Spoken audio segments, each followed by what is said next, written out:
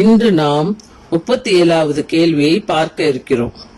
இந்த 37வது கேள்வி என்னவென்றால், இயேசு சாமி அந்த 40 நாளும் என்ன செய்து கொண்டு வந்தார்?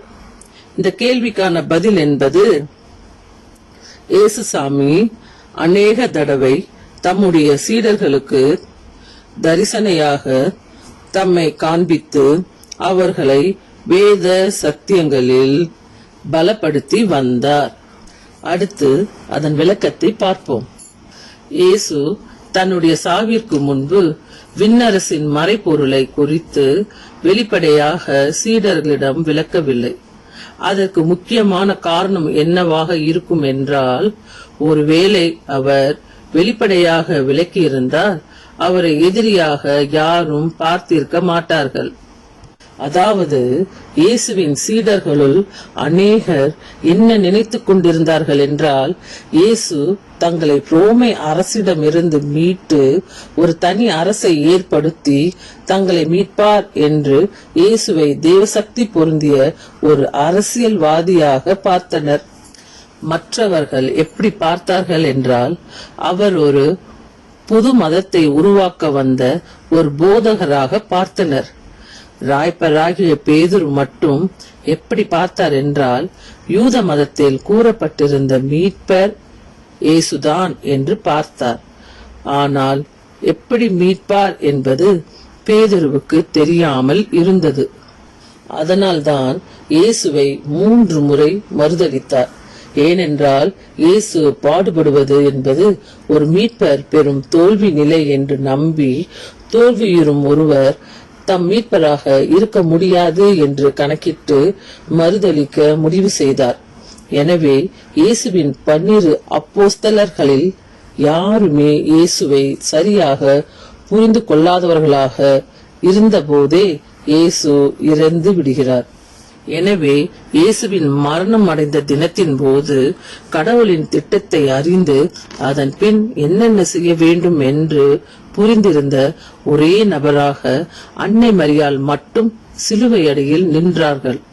ஆனால் சாத்தானின் வேண்டுகோளின்படி அன்னை மரியாள் அவர்களுக்கு எந்த முக்கியத்துவமும் கொடுக்காதவர் போல் செயல்பட்டதால் அந்த அன்னை மரியாளை இணை இரட்சகியாக ஏற்று அவர்கள் போதிப்பதை ஆண்டவர் இயேசுவின் போதனைக்கு இணையாக ஏற்று செயல்பட எந்த அப்போஸ்தலரும் தயாராக இல்லை.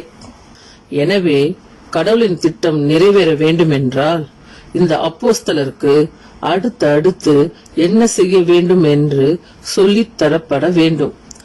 இந்த சூழலில் யார் இவர்களுக்கு திருப்பலியின் மறைபொருளை சொல்லிக் கொடுப்பது? தந்தையாகிய கடவுள் சொல்லக்கூடாது.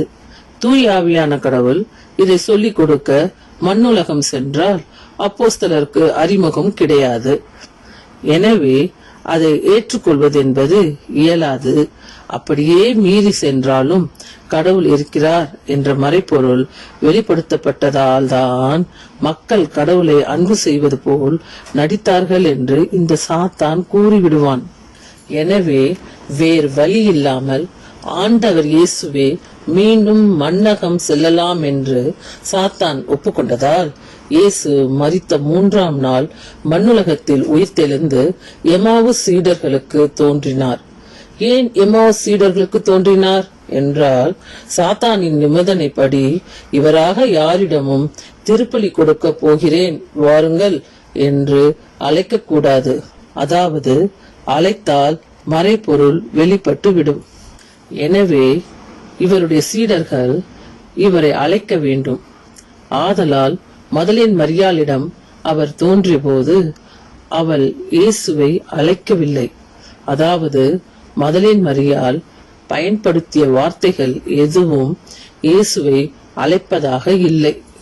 அதனால் அவர் எம்மாவு சீடர்களாவது தம்மை அழைக்க மாட்டார்களா என்று எதிர்பார்த்து நடந்து கொண்டே மோய்சன் காலம் முதல் தற்போது சிலுவையில் பலியானது வரை எவ்வாறு திருப்பலி ஒப்புக் கொடுக்கப்பட்டு உடன்படிக்கையின் மக்கள் ஒன்று கூடி வாழ்ந்தார்கள் என்பதை விளக்கி மறைநூலை போதித்து முடித்த பின் இறுதியில் அந்த எம்மாவு சீடர்கள் எங்களோடு தங்கும் ஆண்டவரே என்று அழைத்தனர்.